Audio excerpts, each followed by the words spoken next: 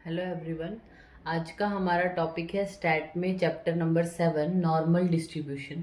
So normal distribution क्या होता है, जिसमें जो भी ऑब्जर्वेशन है वो नॉर्मली डिस्ट्रीब्यूटेड होती हैं। मींस जैसे कि हम बात कर रहे हैं कि एक कर्व है जिसमें सेंट्रल पोर्शन हमें पता है हमारे मेजर ऑफ सेंट्रल टेंडेंसी है, मतलब मीन है, मीडियन है या फिर मोड होता है।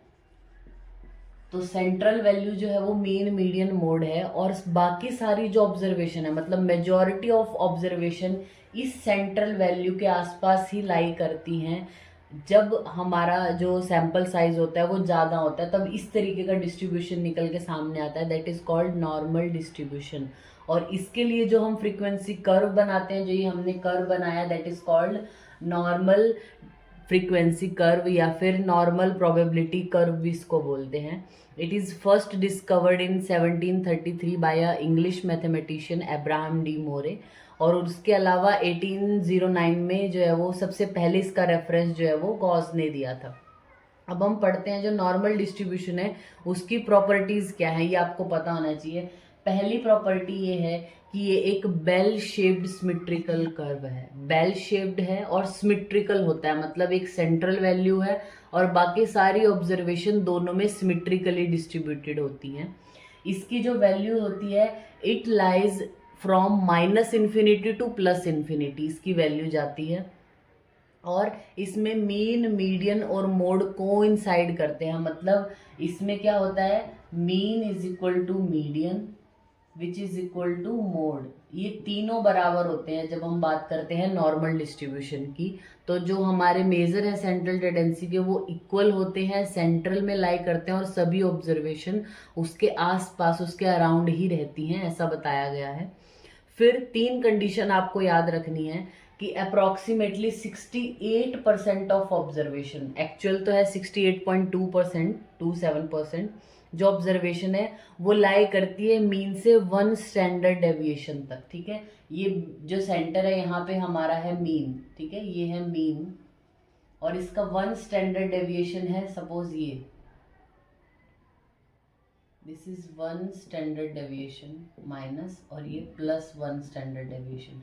तो 68% जो ऑब्जर्वेशन आ जाएंगी जो आपके पास होंगी वो इसी इतने ही 1 स्टैंडर्ड डेविएशन तक कवर हो जाती हैं। देन आता है हमारा 2 स्टैंडर्ड डेविएशन। 2 स्टैंडर्ड डेविएशन तक अप्रॉक्सीमेटली हमारी 95% जो भी ऑब्जर्वेशन है, मतलब 2 स्टैंडर्ड डेविएशन पर अगर हम चलेंगे तो सारी ऑब्जर्वेशन उसमें 95% ऑब्जर्वेशन 2 स्टैंडर्ड डेविएशन तक ही लाई कर जाती हैं, और 99%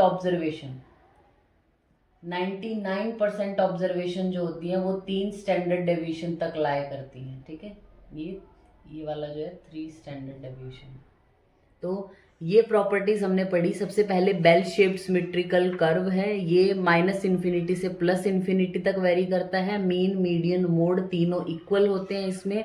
और ये तीन कंडीशन पढ़ी कि 68% जो है वो 1 स्टैंडर्ड डेविएशन तक सभी ऑब्जर्वेशन आ जाती हैं, 95% ऑब्जर्वेशन 2 स्टैंडर्ड डेविएशन में आ जाती हैं, और जो है वो 99% जो है वो 3 स्टैंडर्ड डेविएशन में आ जाती हैं।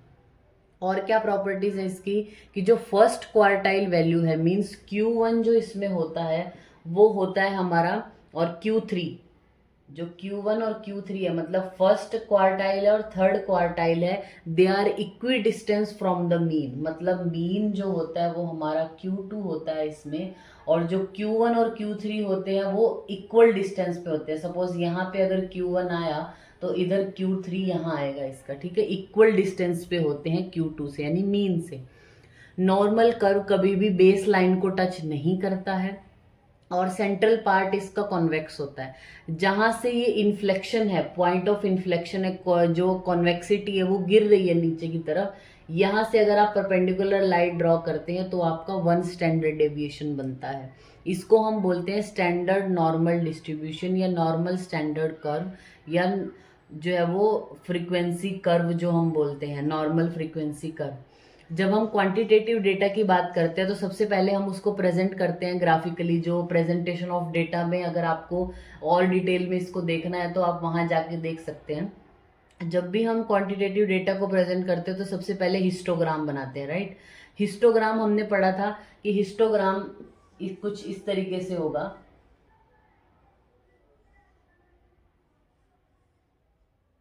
ठीक है, इस तरीके से होता है। तो ये हिस्टोग्राम है। जब हिस्टोग्राम की आप जो मिडल वैल्यूज होती हैं, these are the middle values, जब इन मिडल वैल्यूज को आप एक मिला देते हो तो ये जो बना है इसको आप बोलते हो फ्रीक्वेंसी पॉलीगॉन, ठीक है। जब फ्रीक्वेंसी पॉलीगॉन अपनी एंगुलेशन खो दे, मतलब जब आपके पास नंबर ऑफ ऑब्जर्वेशन बहुत बढ़ जाए, क्लास इंटरवल कम हो जाए, तो फिर ये फ्रीक्वेंसी पॉलीगॉन जो है वो एंगुलेशन पे नहीं रहता, मतलब ऐसे एंगल नहीं बने रहते इसमें। जब हम बात करेंगे फ्रीक्वेंसी पॉलीगॉन की तो वो कुछ इस तरीके से ऐसे ऐसे बढ़ता रहता है। जब ऑब्जर्वेशन बढ़ जाती है, क्लास इंटरवल कम हो जाता है, तो ये एंगुलेशन खो जाता है और एक स्मूथ कर्व इस तरीके से बन जाता है, that is called frequency curve. जो अभी हम नॉर्मल डिस्ट्रीब्यूशन जो हम कर्व पढ़ रहे हैं उसी को बोलते हैं फ्रीक्वेंसी कर्व। इसकी एप्लीकेशन क्या है, मोस्ट ऑफ द डिस्ट्रीब्यूशन जो है वो इसी प्रैक्टिस में होती है नॉर्मली। और नॉर्मल डिस्ट्रीब्यूशन और normal approximation are the basis of number of analytical test, इनका बेसिस है, जैसे काई स्क्वायर का। या फिर normal distribution can also be used to characterize many population और सैंपल ऑफ लार्ज साइज का जो होगा उसको भी डिस्ट्रीब्यूट करने, उसको भी करेक्टराइज करने के काम आता है नॉर्मल डिस्ट्रीब्यूशन। तो ये हमने पढ़ा नॉर्मल डिस्ट्रीब्यूशन कर्व के बारे में। सबसे पहले उसकी डेफिनेशन, नॉर्मल डिस्ट्रीब्यूशन होता क्या है, किसने डिस्कवर किया, किसने सबसे पहले रेफरेंस दिया, फिर इसकी प्रॉपर्टीज। तो अगर आप देखोगे कि एमडी पर्पज से आप देखते हो तो 5 मार्क्स के लिए या 2 मार्क्स के लिए आपसे पूछेंगे कि नॉर्मल डिस्ट्रीब्यूशन कर्व क्या होता है या फ्रीक्वेंसी कर्व क्या है और उसकी प्रॉपर्टीज, ऐसा पूछेंगे। अगर आप जाते हैं कि आपको मल्टीपल चॉइस क्वेश्चन जो एंट्रेंस एग्जामिनेशन में पूछे जाते हैं उसमें ऐसा करके कुछ दिया होगा कि which of the following is the property of normal distribution curve, तो उसमें होगा it is a bell shaped curve, central जो कॉन्वेक्स होता है, या फिर नॉर्मल डिस्ट्रीब्यूटेड होती है सभी वैल्यू, 68% कितने में लाई होता है, इस तरीके से आपको दिए होंगे और ऑप्शन, और उसमें से कोई एक होगा जो उसकी प्रॉपर्टी नहीं होगा। तो आपको इसकी प्रॉपर्टीज के बारे में अच्छे से पता होना चाहिए। अब हम अपनी नेक्स्ट वीडियो में पढ़ते हैं जो एसिमेट्रिकल डिस्ट्रीब्यूशन होते हैं वो क्या होते हैं, कितने टाइप है, उसके बारे में पढ़ेंगे। Thank you.